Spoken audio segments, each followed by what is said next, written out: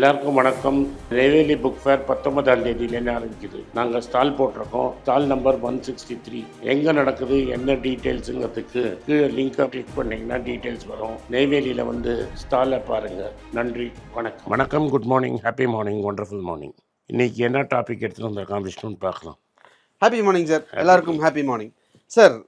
ஒருத்தங்க கிட்ட நம்ம பேசுகிறோம், இல்லை அவங்க நம்மகிட்ட வந்து பேசுகிறாங்க, அவங்க நல்ல இன்டென்ஷனில் பேசுகிறாங்களா இல்லையா, அப்படி எப்படி தெரிஞ்சுக்கிறது? How to read peoples mind? அது வந்து இது எப்படின்னா, எஸ்பெஷலி டென்ஸ் நெகோசியேஷன்ஸில் கிளியராக தெரியும். இன்ஃபேக்ட் இந்த டைட்டனில் மேக்கிங் ஆஃப் இந்தியாவில் ஒரு பர்டிகுலர் சீன் வரும்.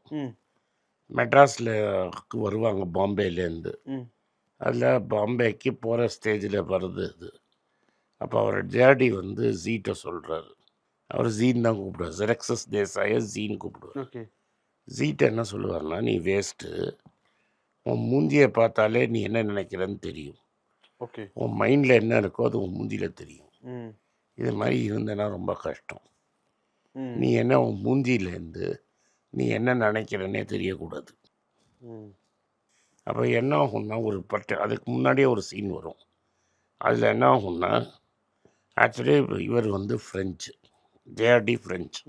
அவர் பிறந்து வளர்ந்தது ஃப்ரான்ஸில். அதனால் ஃப்ரெஞ்சு தான் அவரோட natural language. Okay. In fact French national ஆர்மியில் ஒரு வருஷம் சர்வ் பண்ணியிருக்காரு. அதுக்கப்புறம் 1920s தான் இந்தியன் சிட்டிசன்ஷிப் எடுத்துக்கிட்டார். அவர் ஃப்ரெஞ்சு நேஷ்னலாக இருந்ததுனால ஃப்ரெஞ்சு அத்துப்படியாக தெரியும். அவங்க அம்மா ஒரு ஃப்ரெஞ்ச் லேடி.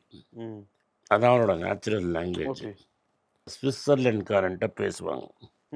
அந்த ஸ்விஸ்ஸுக்காரன் வேணுன்ட்டே இவர்கிட்ட ஃப்ரெஞ்சில் பேசுவான். ஒரு லேடியை பக்கத்தில் உட்காந்துட்டு அவளை டிரான்ஸ்லேட் பண்ண சொல்லுவான். ரொம்ப நேரம் போகும் இந்த டைலாகு. ஓகே. உங்களோட சேர்ந்து நான் பண்ண மாட்டேன்மா. அதுக்கு இவன் திரும்பி கடைசியில் எல்லாம் முடிஞ்சிட்டு ஃப்ரெஞ்சில் பதில் சொல்லுவான். ஓகே. கடைசி வரைக்கும் பேசாமல் கேட்டுட்டு கடைசியில் ஃப்ரெஞ்சில் பதில் சொல்லுவான். டேய், உனக்கு டிரான்ஸ்லேட்டரே வேண்டாம், நீ என்ன பேசுனேன்னு எனக்கே நல்லா புரியும் அப்படின்னு.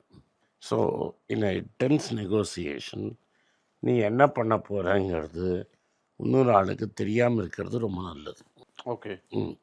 ஸோ அந்த ஃபேஸில் ஒரு எமோஷன் நமக்கு வெளிப்படுதுன்னு இருக்குல்ல சார், அதை உங்களால் கண்ட்ரோல் பண்ண முடிஞ்சிருக்கா? நீங்கள் ட்ரை பண்ணியிருக்கீங்க? என்னால் ரொம்ப முடியாது. I'm a very poor negotiator. Okay. அதுக்கு நீங்கள் எடுத்துக்கிட்ட முயற்சிகள் எதுவும் இருக்கா சார்? இட் இஸ் என்னுடைய ஹேபிட், என்னுடைய பழக்கமே அப்படிதான் அப்படின்னு இல்லை. நான் என்ன பண்ணுவேன், நான் அது மாதிரி நெகோசியேஷனுக்கே போக மாட்டேன். ஓகே. ஸோ நெகோசியேஷன்ஸே அவாய்ட் பண்ணிடுவீங்க? நான் போக மாட்டேன். எனக்குன்னு ஒரு டீம் இருக்குது, அந்த டீம் தான் பண்ணணும். அவங்களுக்கு என்ன வேணுங்கிறதெல்லாம் முன்னாடியே சொல்லிவிடுவோம். ஓகே. ஓகே. எனக்கு இது வேணும், இது இல்லைன்னா ஒத்துக்க முடியாதுன்னு அவனை அமைச்சிடுவேன். ஏன்னா நான் போனேன்னா என்ன ஆகும்னா, I am very optimistic by nature. So நான் ஒரு டீல் பண்ணிடணுங்கிறதுக்காக I may give up more then what I want. So always எனக்கு ஆள் இருப்பாங்க, ஆளாக தான் ஃபஸ்ட்டு வந்துடுவேன். ஓகே. Okay sir, fine. இப்போது ஒரு ஃபூலிஷ் கம்பெனி கிட்ட நம்ம போய் சேர்ந்துட்டோன்னு வச்சுக்கோங்களேன், ஃப்ரெண்ட்ஸே இருக்கட்டும், நம்ம கூட இருக்கக்கூடிய ஃப்ரெண்ட்ஸ் அவங்க கூட இருந்து நமக்கு எதுவும் இல்லை அப்படின்ற மாதிரி ஒரு சுச்சுவேஷன் இருக்குன்னு வச்சுக்கோங்களேன். இல்லை நீங்கள் ஆள் எடுக்கிறீங்க, இல்லை அது சரியா இல்லை தப்பாக ஆயிடுச்சு அப்படின்ற மாதிரி இருக்குது அப்படின்னா, இல்லை இது சரியில்லை அப்படின்னா உடனடியாக ரியாக்ட் பண்ணுறதா இல்லை பொறுத்திருந்து ரியாக்ட் பண்ணுவீங்களா? எது சரியான முடிவுன்னு நீங்கள் நினைக்கிறீங்க? இஃப் இட் இஸ் ஃப்ரெண்ட்ஸ்ன்னு வைங்க, ஒன்ஸ் நீங்கள் மாட்டிக்கிட்டீங்க, க்ளோஸ் ஃப்ரெண்ட்ஸ் அப்படின்னா இருந்தேன்னா, அவன் மனசு நோகாட வடிக்காமல் இருக்கிறத எப்போ வெளில வர வைங்கிறத பார்க்கணும். தட் இஸ், அவனுக்கு பெயின் இருக்கக்கூடாது. அவனை நீ ஏன்னா உங்களுக்கு வந்து பியாண்ட் தட் ரிலேஷன்ஷிப் வரும். தட் இஸ், இந்த இன்சிடெண்ட்டுக்கு அப்புறமாவும் do you want a good relationship with him or not? அது டிசைட் பண்ணணும். If you want to have a good relationship, wait பண்ணி கரெக்டான மூமெண்ட்டில் தான் வெளில வரணும். But if you don't want that relationship, not only will you lose the business, you will lose the person who introduced you. Okay. Okay. ஏன்னா நிறைய பேருக்கு வந்து அந்த ஒரு தாட் இருக்குது சார். ஜென்ரலாக இப்போ ஃபேமிலிக்குள்ளே ப்ராப்ளம் இருக்குது, ஃப்ரெண்ட்ஸ்குள்ளே ப்ராப்ளம் இருக்குது, அதை எப்படி ஹேண்டில் பண்ணுறதுன்னு தெரியாமல் முழிக்கிறாங்க. இப்போ வந்து ரொம்ப கிளியர். இப்போ என்கிட்ட ஒருத்தன் வேலை பண்ணிட்டு இருந்தான், 2 வருஷத்துக்கு முன்னாடி விட்டு போயிட்டான். Not a very friendly partying கிடையாது, விட்டு போயிட்டான். அந்த டீமில் என்ன பண்ணாங்கன்னா, நீ இந்த எக்ஸாம் எழுதணும், இதெல்லாம் நீ பண்ண கற்றுக்கணும், இதெல்லாம் பண்ணாதான் நீ பண்ண முடியும்னா அவன் விட்டு போயிட்டான். ம் இப்போ 2 வருஷமாக என்னென்னமோ ட்ரை பண்ணிட்டு வேலை கிடைக்கல, திரும்பி வேலைக்கு வரணும்னு ட்ரை பண்ணுறான்.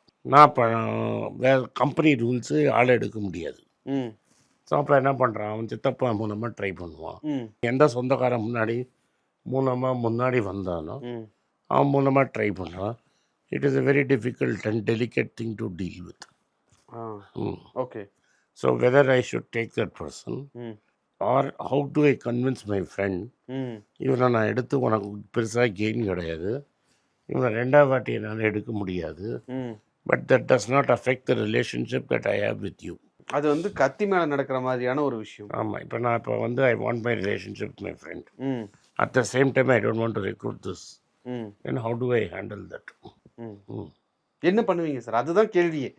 நார்மலி நான் என்ன பண்ணுவேன்னா, ம் ஃபஸ்ட் டைம் இதுக்கு மேலே அவன் என் கம்பெனியில் ஏதாவது சான்ஸ் கொடுன்னு சொல்லிவிடுவேன். ம் சம்டைம்ஸ் கொஞ்சம் ஜாஸ்தியாகவே சம்பளம் போகும். ம் இஃப் இஸ் நாட் குட் அவனே போயிடுவான். ம் ஏன்னா மை கம்பெனியில் இப்போ டிரைவிங் இருக்கும். ம் இப்போ செகண்ட் டைம் வரான்னா ரூல்ஸ் ஆர் வெரி கிளியர். ரூல்ஸில் குவாலிஃபை ஆகலைன்னா என்னால் ஒன்றும் பண்ண முடியாது. ம் இதை நான் எங்கே கற்றுக்கிட்டேன்னா, என் நம்பிக்கை ஒரு ஃப்ரெண்ட் இருந்தான். ஓகே இருந்தாங்க. அவங்க பையன் வந்து டிசிஎஸில் அப்ளை பண்ணான் 10 வருஷத்துக்கு முன்னாடி.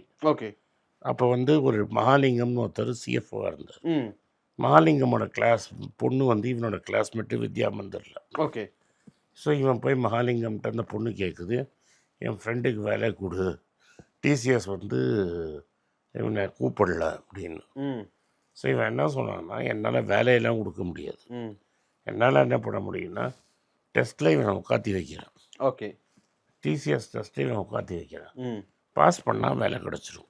ஓகே அந்த டெஸ்ட்டை பாஸ் பண்ணாமல் என்னால் வேலை வாங்கி கொடுக்க முடியாது. வேலை வாங்கி கொடுத்தாரு. அதுக்கப்புறம் ஹாலண்டுக்கு ட்ரான்ஸ்ஃபர் பண்ணார். ம் ஹாலண்ட்லேருந்து இப்போ அமெரிக்காவுக்கு ட்ரான்ஸ்ஃபர் பண்ணி இருக்கான். அது நல்லாவே இருக்கிறான். பட் நான் எதுக்கு சொல்ல வரேன்னா, in a very good company, even a person at the level of the management, சரிப்பா நீ வா வேலைக்கு சேர்ந்துக்கோ அப்படின்னு சொல்ல முடியாது.